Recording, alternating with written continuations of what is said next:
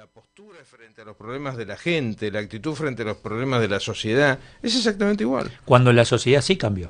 Claro, O sea, todo ha cambiado. Y vertiginoso, ¿no? Porque vamos cambiando. Y hay algo muy interesante. Ya no está la justicia en ningún ámbito de la vida cubierto por esa media sombra, esa penumbra que el mundo antiguo le daba a todos, nos daba a todos. ¿Por qué? Porque las redes ponen la noticia más caliente del momento, tarda segundos en aparecer en las redes.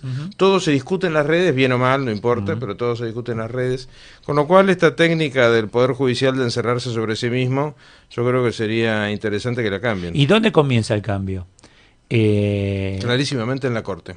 En la Corte. Clarísimamente en la Corte. Hay algo que yo no lo había llegado a percibir en toda su intensidad hasta que entré en el Consejo de la Magistratura en el 2010.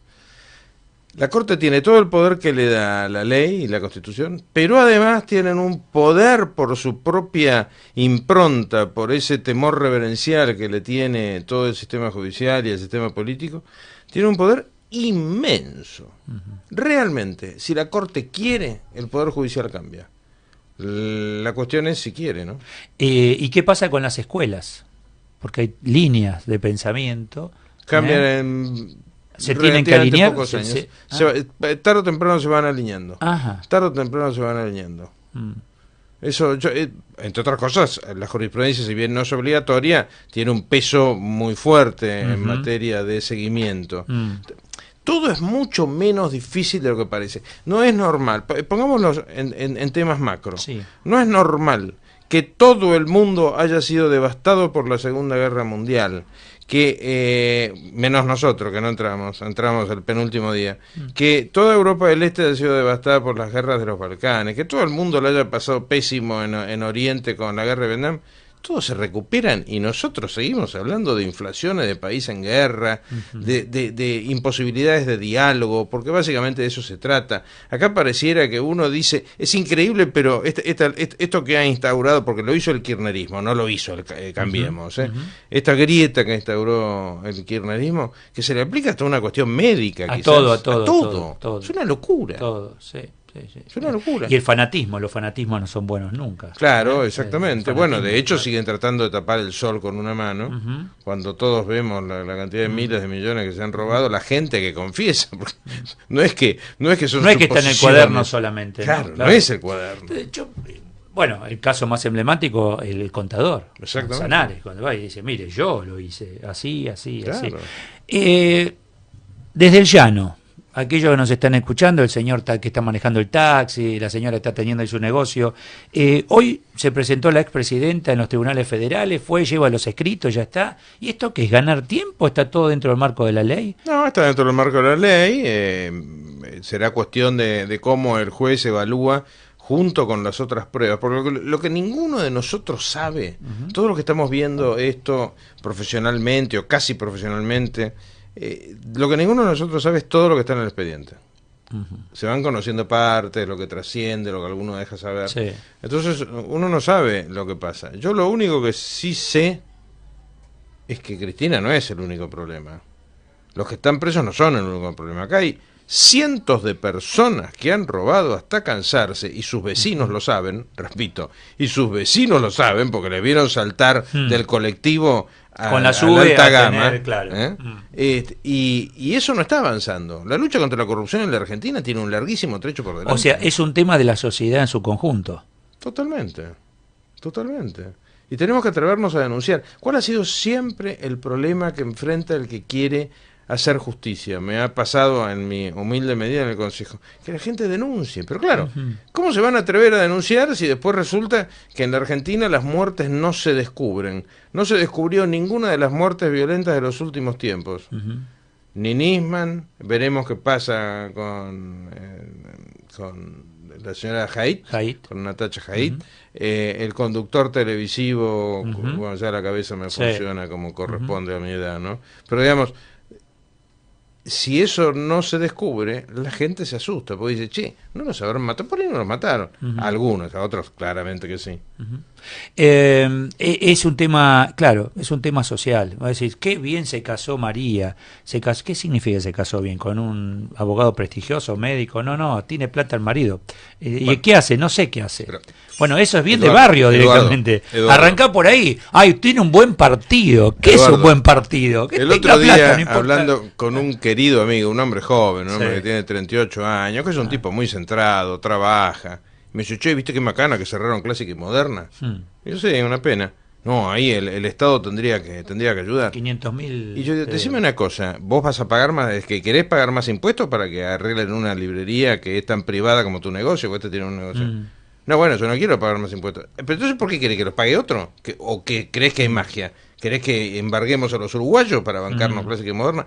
O sea, nosotros creemos que somos una sociedad de 44 millones de personas en la que 8 millones tenemos que poner el lomo, tenemos todas las obligaciones, o sea, los privados que trabajamos, y 20 millones o más, o 30 millones, sea porque están jubilados, sea porque tienen planes, sea porque quebraron, sea por lo que fuere, tienen solo derechos. Ahora, no es, Alejandro, creemos, es así.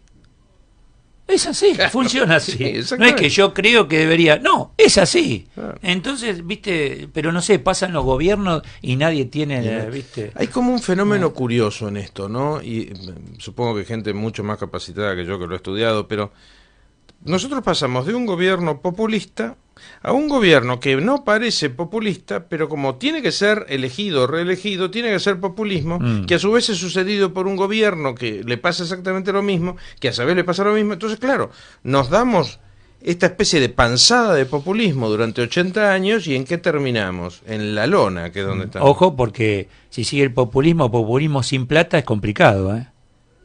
El populismo con plata es una cosa, ahora sin plata Sí, te quiero ver.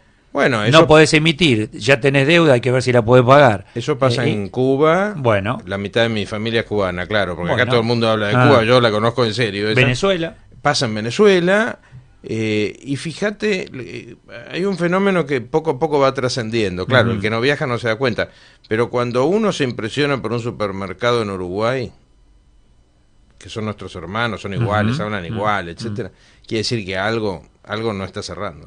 Cristina no es toda la culpable, los que están presos no. Bueno, pero son responsables de muchas cosas, ¿no? Más bien, y además es un tema de símbolos. O sea, ¿por qué en este... No, porque si no quedó como que, bueno, todos somos parte de, todos de la nada. Cristina que está en tribunales. No, digo, por a ver si se malinterpreta. No, sí, exacto. Cuidado. No solamente todos no somos, porque habrá, ¿cuántos? 100, 500, 1000 personas que robaron, sino que además hay personas emblemáticas y sobre todo hay líderes de la banda, hay jefes.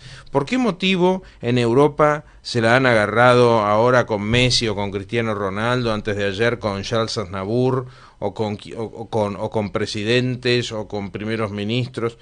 Primero porque quien más tiene más debe, quien más tiene más serio debe ser, más le debe dar a la comunidad. Y segundo porque tienen más poder. Entonces, si el que más poder tiene es mucho más responsable que el que menos poder tiene. Conclusión, yo vengo diciendo lo siguiente: si se encuentra a la expresidenta Cristina Fernández de Kirchner culpable de los delitos que se le acusan y no va presa, la Argentina está condenada a la desaparición. No está condenada al fracaso. El mundo moderno, el único caso en la historia del mundo moderno, que hay personas que tienen más derechos que un rey. Hoy escuché a una oyente acá en la radio que decía, yo no puedo entender, tempranito era, yo dejo de pagar la tarjeta y ya tengo intimación, me cerraron la cuenta. Esta señora todo lo que se lleva y sigue fuera, va, viaja, se viste bien, está con su nieto. Tiene razón, es sentido común. Yo tengo un caso muy concreto. Mientras Cristóbal López se quedaba con miles de millones nuestros, un querido amigo mío, que vive medio a las trompadas, con todo, le cayó la FIP y le descubrió, pero esto es real, le descubrió una diferencia de $200, o sea, plata de 8.000 pesos, entre lo que había ganado y lo que había gastado en el año. Como había gastado 8.000 pesos más de lo que había ganado, creo que todavía está crucificado. Lo hicieron hacerse IVA responsable de inscriptos, lo multaron. Mientras Cristóbal López nos ventajeaba miles de millones. Luciano, llamame a Nilda Brovida, decirle que le voy a hacer una sola pregunta ahora, una sola preguntita. Es una empresaria que la tuve en el canal ayer y me llamó la atención por algo que contó públicamente y ahora se lo voy a hacer contar delante tuyo, porque y que los oyentes también vean, hablando de ejemplo, ¿no? Cómo estamos viviendo en la Argentina. Año de elecciones. Sí. Bueno, uno cuando va a votar, el poder son los tres poderes, ¿no? Estamos el gobierno, el Estado son los tres poderes. ¿Cómo yo voy a elegir presidente, gobernador, diputado, senador? Ahora, la parte poder judicial, ¿qué hago ahí? Y la parte poder judicial tiene un problema que es inevitable, ¿eh? O sea, un poder judicial electivo sería un desastre, porque como me lo han dicho muchos jueces en Estados Unidos de los estados que son electivos, me dice, imagínese qué tengo que hacer yo para conseguir plata para la campaña. Tengo que prometer favores y después lo tengo que cumplir. Y un juez que promete favores no es un juez, es un farabute. Ahora, básicamente para votar, yo lo que creo que hay que tener memoria. O sea, estamos votando gente que ya todos han estado en el gobierno. Acordémonos de lo que hicieron o de lo que dejaron de hacer. Ahora sí está Nilda Brovida en línea, es metalúrgica, ellas fabrican bombas dosificadoras, las exportan al mundo. Hola Nilda, buenas tardes. Buenas tardes, Eduardo, ¿cómo te va? Bien, acá estoy charlando con el doctor Alejandro Fargosi y estamos hablando de los ejemplos del Estado, la corrupción, etcétera. Sí. Te molesto simplemente para que me cuentes el caso de la inspección laboral que tuviste en tu empresa. Sí. Nosotros nos vinieron a inspeccionar sobre la formalidad de los empleados, si teníamos empleados en blanco o en negro. Nos dejaron una notificación. Se fueron inspectores, ¿no? Fueron inspectores. Sí, fueron gente del Ministerio de Trabajo de provincia. Tenemos una delegación en Avellaneda, entonces vinieron de ahí. Nos dejaron la notificación para que presentemos toda la documentación. No que la vayamos a presentar, sino que iban a volver. Volvían supuestamente en 15 días, bueno, no vinieron, nosotros por supuesto no hicimos nada. Como a los 2-3 meses volvieron, yo dije, pero los esperábamos antes. No, dice, estamos de huelga porque nosotros cobramos en negro. Le dije, escúchame, vos me venís a ver a mí si yo tengo personal en blanco o en negro y ustedes están cobrando en negro.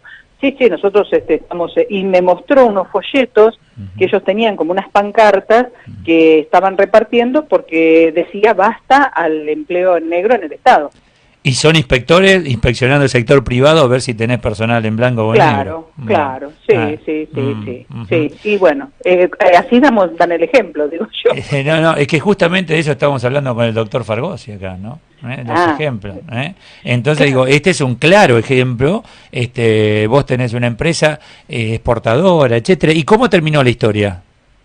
Y nada, nosotros vinieron en ese momento, nosotros presentamos la documentación, como yo tengo todo en regla, terminó ahí. Pero, digo, ellos, y vinieron y nos dijeron, no, lo que pasa es que nosotros tenemos, no estábamos de paro porque cobramos en negro. ¿Eso cuándo fue? ¿Ahora o hace otro gobierno? ¿Fue ahora? No, no, fue en el gobierno anterior. En el gobierno anterior. En el gobierno anterior. Y en no te sabría decir porque no... Por suerte no hemos tenido ninguna notificación, que en realidad, digo, por más que vengan, también tenemos toda la gente en blanco y todo en orden. Pero bueno. Como ejemplo suficiente. Nilda, gracias por este minutito. Muchas gracias. No, por favor. Gracias. Que siga bien. Está claro, ¿no? Sí, pero es que donde toques sale algo que está patas para arriba. Es impresionante lo que pasa con... Pero claro, son décadas, porque ojo, esto ni siquiera le es atribuible al kirchnerismo. El kirchnerismo de alguna manera fue la frutilla podrida de un postre que ya estaba podrido. Pero esto lo venimos viendo desde siempre. Es una cosa monumental y se puede cambiar. ¿Sabes cómo? Metiendo gente presa. Metiendo gente presa. Yo le llamo el síndrome de la autopista 25 de Mayo. En la autopista 25 de Mayo era una pista de carreras hasta que empezaron a filmar y a meter multas. Ahora vamos todos 80 como señoritos alemanes. Y ponés, viste, el controlador para que... ¿Por bueno? No, lo hacemos por miedo. ¿A qué? A la ley. La corrupción no se disculpa, no se perdona. La corrupción se combate, se castiga si no se convierte en impunidad. Exacto. ¿Te gustó? Lo leí hoy y lo guardé. Totalmente. Es que lo que nos mata es la impunidad, pero la impunidad existe en temas de tránsito, existe en un chico que no estudia y dice, bueno, pobrecito, pasémoslo igual de año. O sea, no puede no haber consecuencias en la vida. Y nosotros somos un país sin consecuencias. ¿Entendés? Ese es el problema. Porque, repito, nos hemos acostumbrado, porque nos la vendieron los politicastros haciendo demagogia o populismo, que solo tenemos derechos, no tenemos obligaciones. Hace unas semanas atrás, el fiscal Marcelo de la Plata Romero dice, está cambiando esto en la educación, o sea, en los formadores de derecho. Sí. Está cambiando. Dice, Claro. Zaffaroni se está corriendo y comenzó a cambiar desde ahí. ¿Coincidís? Sí, coincido, y además le agrego un factor. Los jóvenes, que muchas veces uno no los entiende, no tiene los mismos códigos de conducta, ni de lenguaje, ni de nada, están menos contaminados que nosotros. Porque claro, a nosotros nos agarraron como generación, digo los que nacimos en la década, segunda mitad del 50, primera mitad del 60, o de toda del 60, nos llenaron la cabeza de basura. Cuando uno mira la cantidad de personajes que hoy ya están viejos, pero las cosas que dicen, no puedo dar nombres porque al no tener fuero voy preso, pero hay personas que cuando dejen de hablar le van a hacer un bien enorme al país, ¿eh? De todas las actividades, abogados, periodistas, políticos, hay gente muy nefasta, ¿eh? Los jóvenes ni siquiera saben quiénes son. Gracias, Alejandro. Gracias.